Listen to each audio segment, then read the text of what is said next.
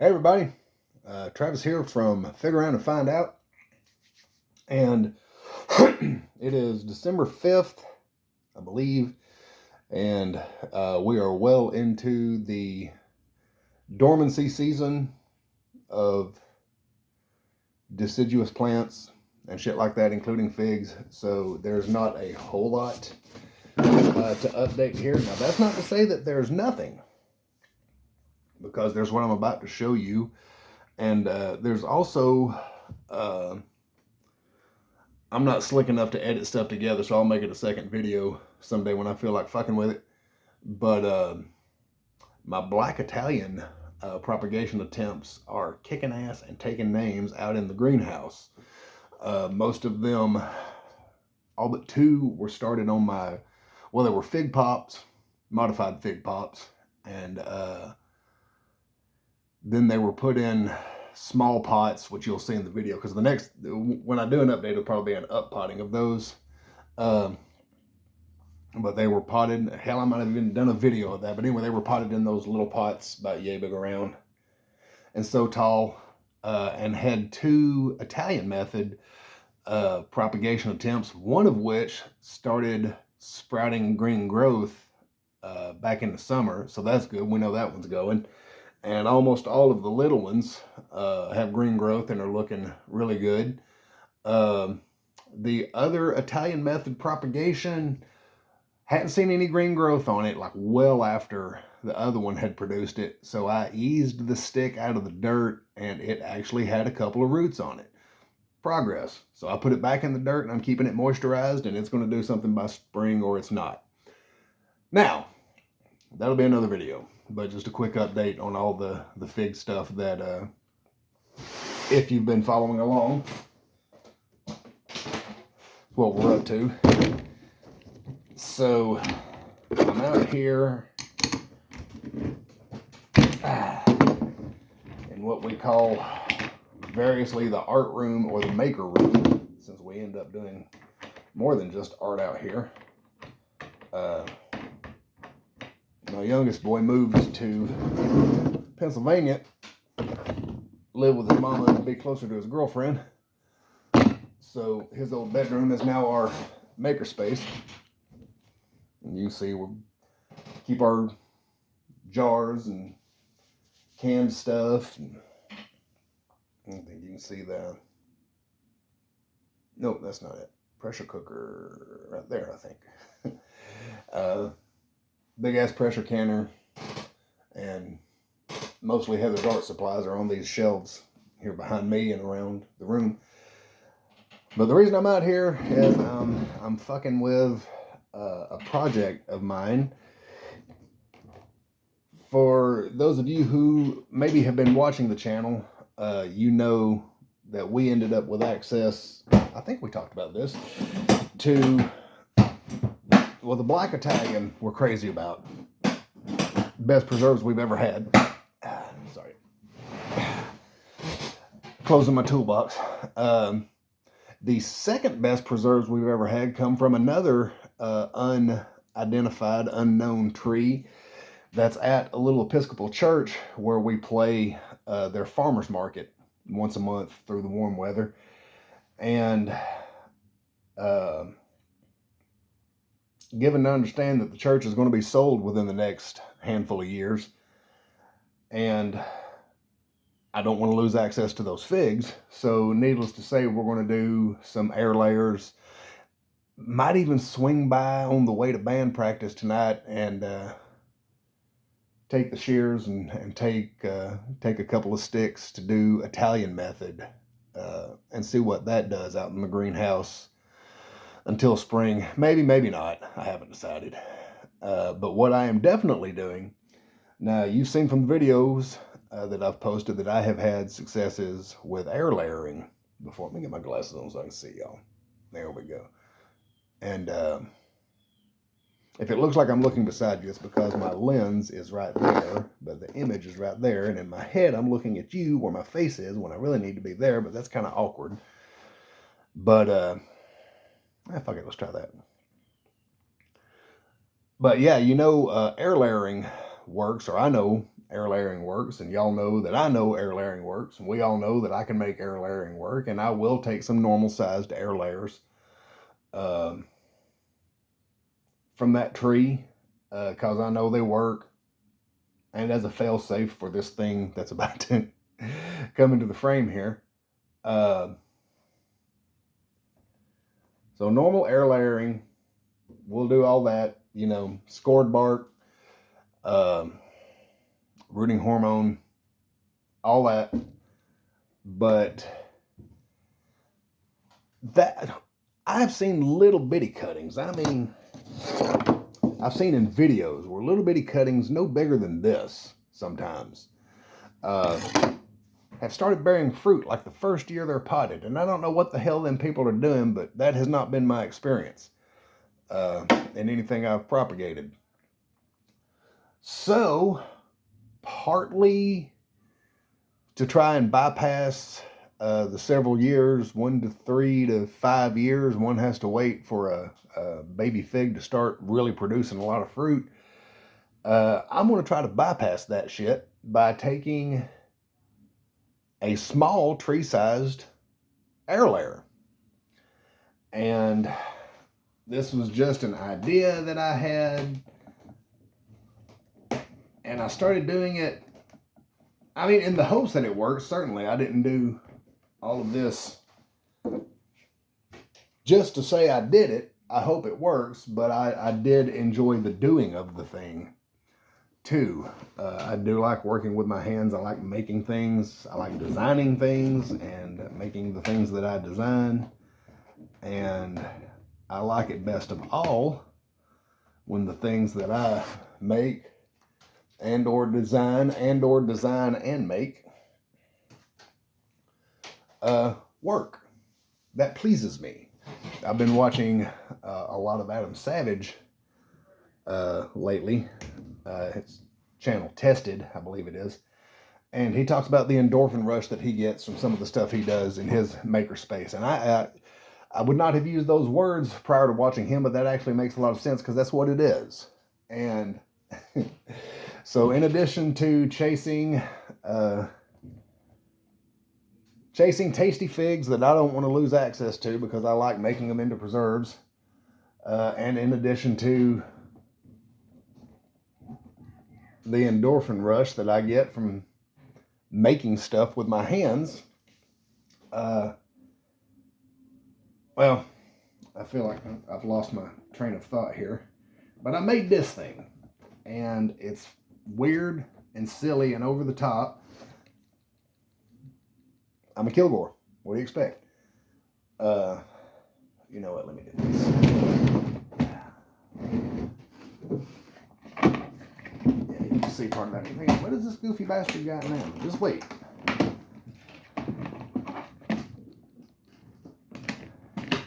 I don't have a good name for it yet, other than to call it the world's biggest air layering pod? Question mark?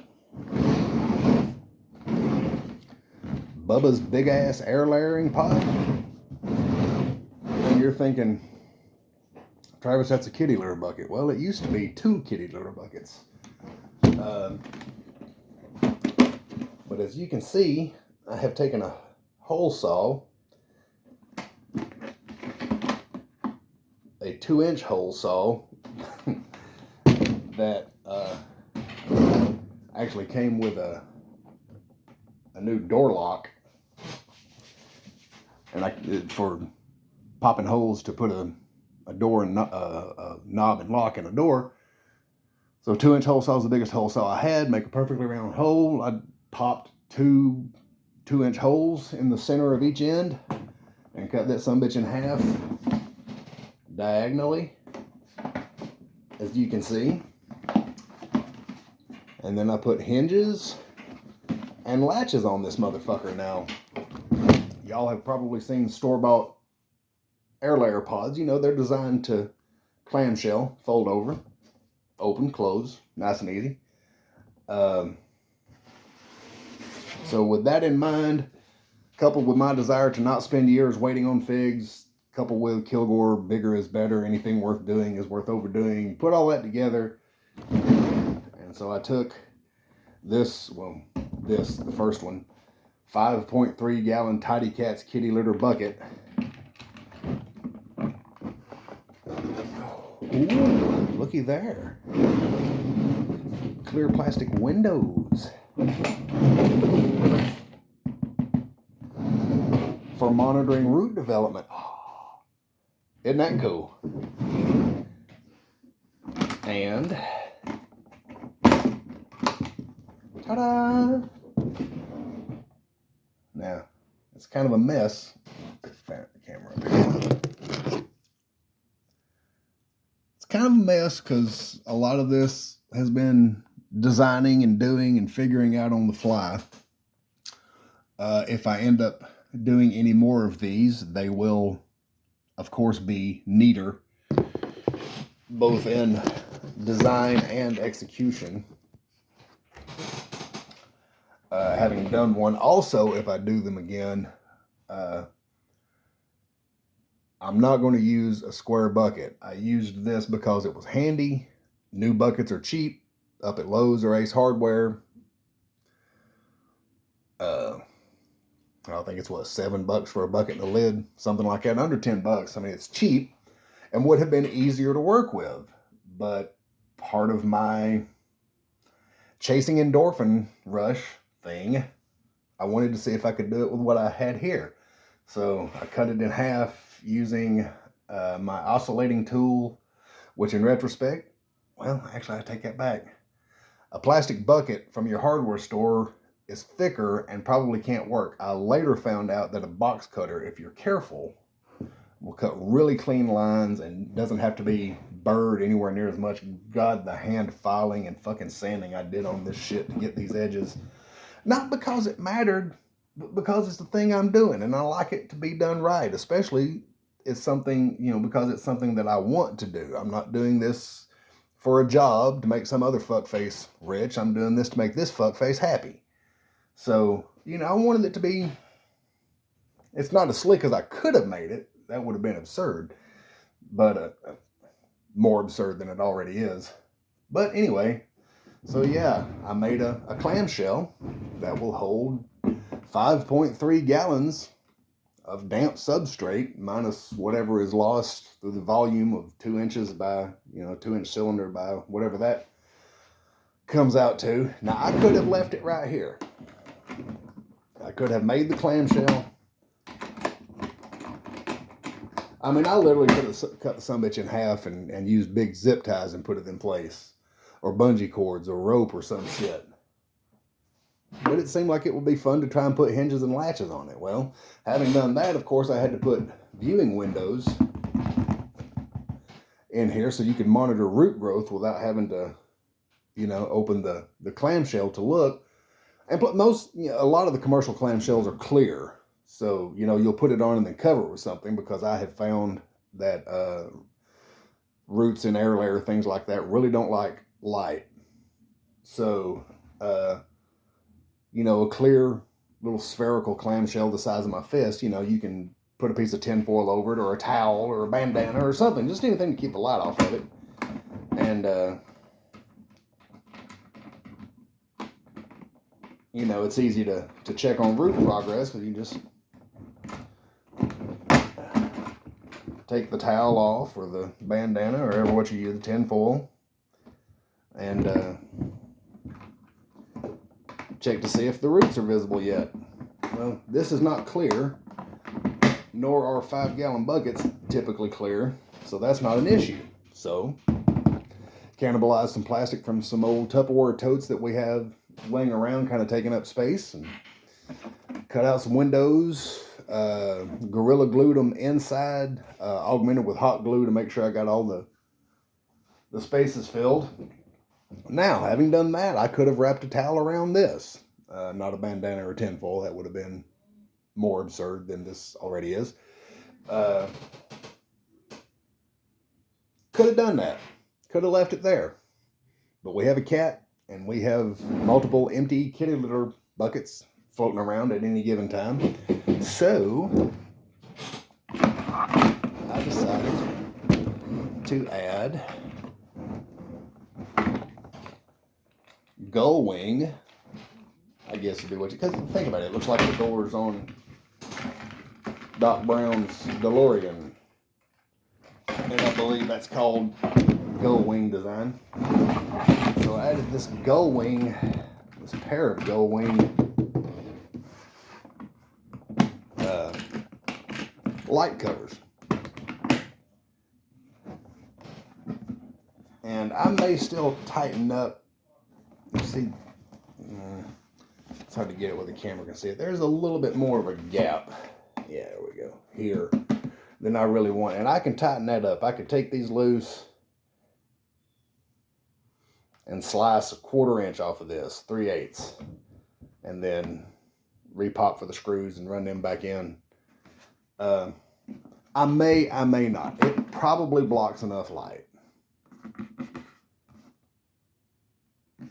as is, because you know I will put it on the branch from the underside, so it'll clamp upwards like that, and the doors, the viewing doors likewise, will open and clamp upwards like that.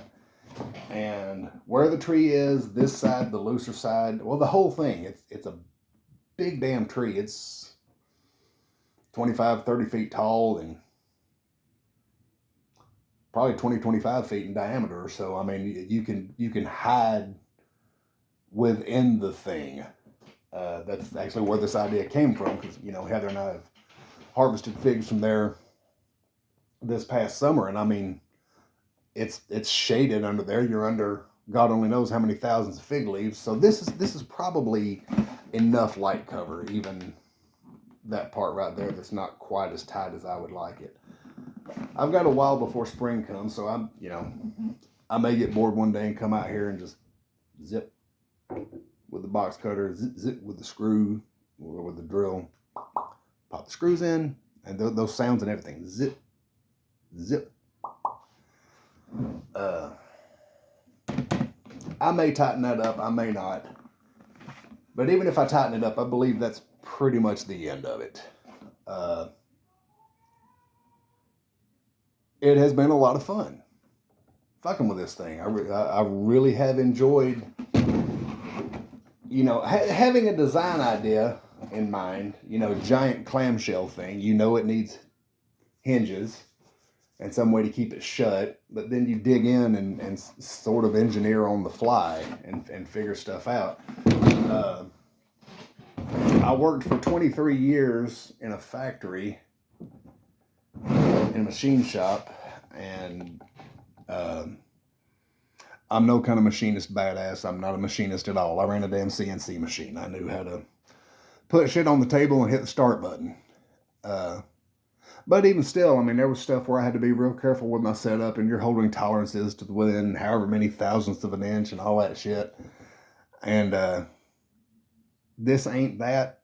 I sometimes will overcomplicate things by trying to hold shit to way higher tolerances than it needs, just because I am more of a machine shop guy than a wood shop guy, and close enough by my standards is different apparently than the standards of people who have worked with wood as opposed to steel. According to what I've been told by one of my carpenter buddies. So you can see I have done some layout work on this thing over the course of this build. I mean, you can see the layout marks for things.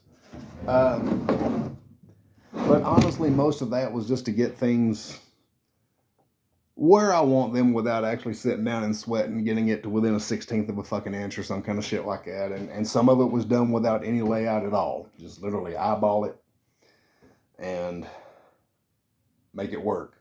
So, yeah, this has been a lot of fun, the whole process. The plan now is as soon as I see signs of life on my fig trees actually, in the yard, or any of the figs in the neighborhood, fig trees, whether I have access to them or not. I still, give them the evil eye as I ride by. Just, man, I wish I could get in there and pick them figs. As soon as I see life on a damn fig tree, the next band practice, which this church that we play at, we pass it on the way to band practice. We practice at our bandmate's house. After the first sign of life on fig trees, on the way to band practice, she and I are going to take 5.3 gallons of substrate and, probably have that moistened in a bucket and take that. And we're going to stop at that church on the way to practice and walk over to the fig tree and go to the backside there. And going to score the bark probably in several places. Good wide bands. Score the bark off. Take a knife and scrape the cambium. We're going to rub rooting hormone, all that shit. Because, well, I was going to do it anyway. But as soon as I got this thing done, I posted in my fig groups, said, hey, look at this giant air layering pod that I've made. Has anybody done anything like this? Will it work? I do believe it'll work. People have chimed in with various methods that they've used to take big-ass air layers, all of which are more simple than this. But strangely enough, some of them like it. Yeah, burlap bag is simpler, but there are people who like the elegance of this for a big air layer, which is why I say I may be making more. If anybody hits me up for some, I'll figure out what to charge. I have no idea, having done this one just for fun. But, what the fuck was I saying? Oh, yeah. As I was reading replies from people, most of whom, agreeing in some way or form that it can be done, it will work. Somebody posted a video. This guy rooted 2 gigantic goddamn fig cuttings. Effectively sort of fig pop / Italian method. And this is no shit. It just Google rooting giant fig or YouTube search rooting giant fig cutting. You'll probably find it. The dude said the tree was about 40 years old, and he no shit. He had a piece of the trunk. One of them was 6 inches in diameter and like 24 inches long. This thing was fucking huge. And he had a smaller one that he did just as a failsafe. And even that was enormous. That one was 22 inches or so and 2 inches in diameter. No shit. It was the same diameter as that. The other one was even bigger. And for both of them, he took the cut end where it had been cut with a chainsaw and rubbed that with rooting hormone. And then he took his pruning shears and used the blade side and knocked some more divots into the bark this way and rubbed rooting hormone on that. 4 inches of substrate in the bottom of I think he said he used a 7-gallon pot. Plopped that sumbitch down inside there, topped it off. 2.5 months later, both of them were just absolutely, he actually had to remove them from the pots with the help of his daughter. But absolutely both of them were just packed with roots. And in both cases, they were all centered at the bottom. You could see down there where he had applied the rooting hormone was where it was coming from and then growing up. So that told me the rooting hormone is again the way to go, which it confirmed that. I was going to do it anyway, having had success that way with my previous air layering attempts, normal sized air layering attempts. But in addition to that, since the roots were so clearly coming from the bottom, that's where I decided that I'm probably going to do several. I've got, how long is this thing? Hang on here. I don't know if I've actually measured the height of this doodad. If I have, I've forgotten it. Oh yeah. 15 inches, but that's a little bit of a lip.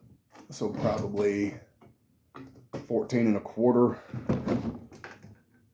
Yeah, and that goes all the way to the bottom. There's elevation there, but that goes pretty much to the bottom. So 14 inches, 14.25, something like that, worth of the branch is what will be contained within this giant clamshell, this giant pod.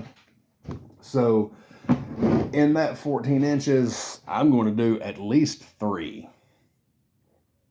maybe more. But I'm going to try to do about inch wide strips where I peel the bark off and scrape the cambium, and I'm just going to rub the shit. I may even try to find some of that gel stick rooting hormone stuff that I've seen before, just to make sure that I can just slather every damn every scored spot with it. Now, I've had people say that it's going to take a long time, and that's okay. Absolute worst case scenario. I mean, I've got my windows here. Granted, you can't see the entire root ball, but if all 4 windows are showing lots and lots of roots within, it's, you know, it's going to be safe to, and hell, in some cases that would have meant the roots traveled 6 damn inches to get there before you could see them. Probably 4 this way. By the time there are lots of roots visible in all 4 windows, I think it'll be safe to assume that that's the time to take a chainsaw and lop that sumbitch off and figure out where I'm going to plant it or put it in a big pot or whatever. I haven't gotten that far. But absolute worst case scenario, I mean, I'm going to do it. Oh, it'll be before the calendar first day of spring, because here in Zone 7B, spring comes way before the calendar says it does. So again, first sign of life, late winter.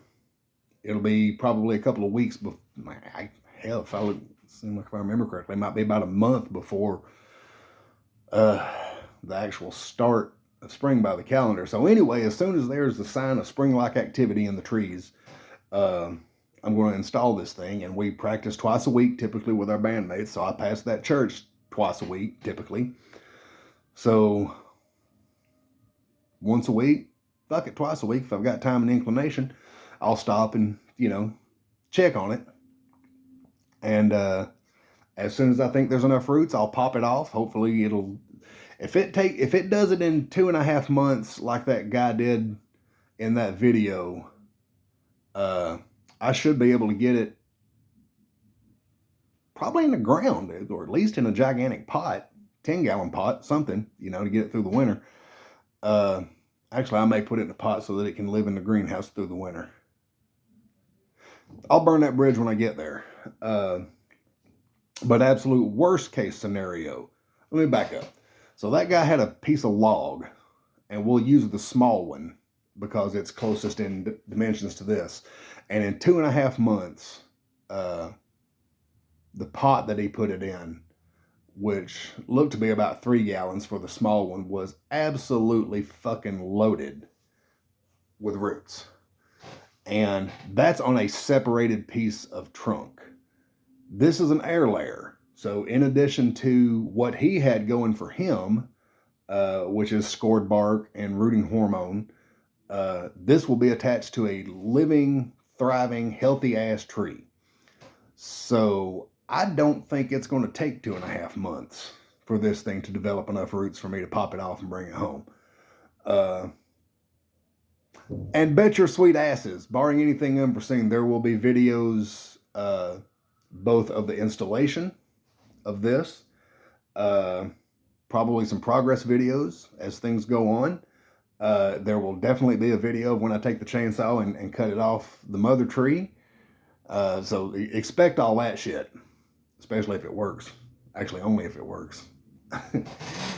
But worst case scenario, I have not forgotten where I was going. You have to pardon me, I'm pretty caffeinated. Worst case scenario, if I have to leave it on until next spring. So what? I don't think it'll come to that. But the church isn't going to be sold for another couple of 3 years anyway, so I've got the time if necessary. And plus, like I say, I am going to do a smaller air layer attempt, or 5, as a fail-safe to make sure I've got those genetics, because they really do make the second best preserves we've had. They're kick-ass. And Heather and I both agree they're better than our fig tree out front, which is the only one we have right now, which produces enough. Well, produces it all, but especially enough to make preserves and shit. And it's good. I mean, it's damn good. Don't get me wrong. It's just this one is better, and that Black Italian's even better still. So anyway, hopefully it won't take a year for the reveal video of the results. I'm thinking it's going to go well. I've been encouraged by what I've heard in my fig forums on Facebook. Howdy to any of my fellow fig enthusiasts who might be watching this from the groups, because I'm probably going to post this there. So anyway, yeah, it's, you know, cold weather's coming here in the south, here in 7B, so not a whole lot, definitely no eating figs. I mean, I've eaten my last fresh fig of the season, and that makes me sad. But spring is coming, and so not a lot of content for the channel these days. There won't be absolutely zero.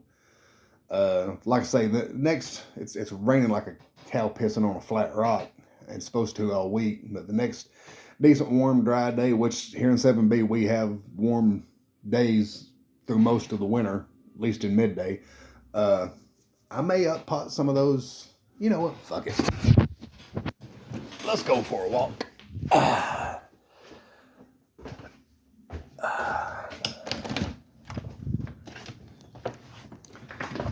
Actually, I guess y'all don't need to see my goofy ass. Welcome to the backyard at Kilgore's Landing. I won't give you the whole tour, but we've got 2 fig trees out there, an Italian honey about there, and we think possibly Celeste, one of the trees we had access to this past summer. We don't have access to it anymore because the house is now occupied, and the owners haven't gotten in touch with us about letting us continue to have access to it. Frankly, I'm not that worried about it. That makes the least good preserves of all the ones to which we've had access. So if that one comes back in the spring, I may dig it up and give it to somebody. Can't bring myself to just like kill it or anything. Wingnut neighbor. I say Wingnut, he's a good guy. I call myself a jackass, so it's not like he's out there practicing archery. Hot diggity damn. So anyway, this is our hoop house. And as you can see, this is a combination of metal, existing hoop house, expansion here, and on the back side we had to replace some stuff that got crushed because the original canopy, as they do sometimes, got overloaded with water. I need to get some more shit on here to keep water from pooling up in that one spot. That's the only place it pools, thank goodness. But here's the babies. Now, 2 of these here, yep, that's Black Italian, and as is that one. It looks like they're trying to go, I hope that's dormancy. The rest of them you can see, let me get my glasses on.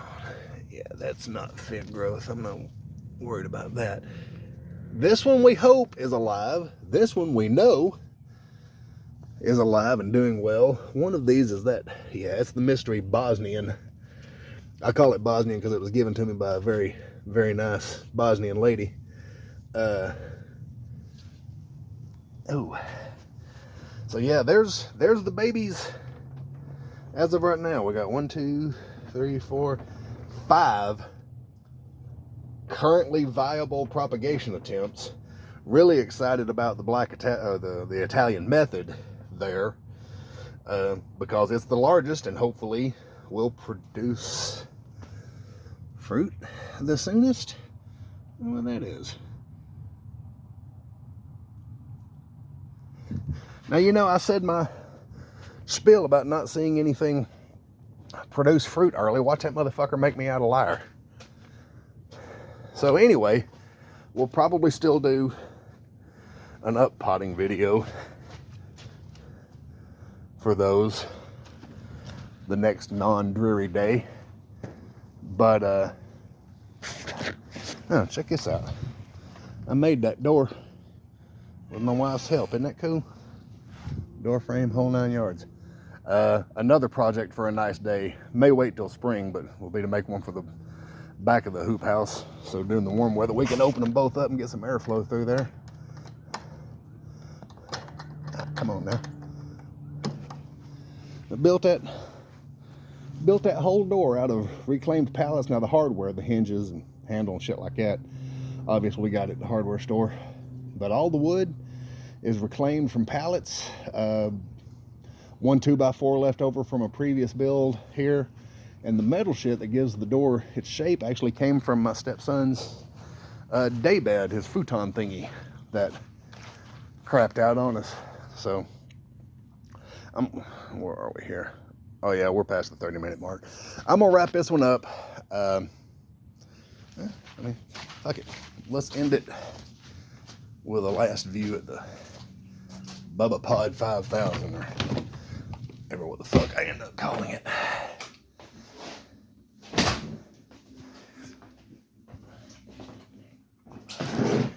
So yeah, there we go. Gigantic ass air layer pod. Wish me luck. Of course, it's going to be a while before I install it. You know, I'm going to pose a question in my fig groups, unless there's any advantage at all to air layering through the winter, especially in a place like this that's cold enough for the trees to go dormant, but it's not super duper damn cold, especially with global climate change affecting us as it has. Yeah, I'll figure that out. But the plan right now is the first part of spring, not calendar spring, but the plants say it's spring. So anyway, hope you enjoyed that. Thank you for sticking around. Hell, keep your eye on channelers. Even through the cold weather, there's shit going on. And y'all be safe out there. Travis, and figure around and find out. Thank you.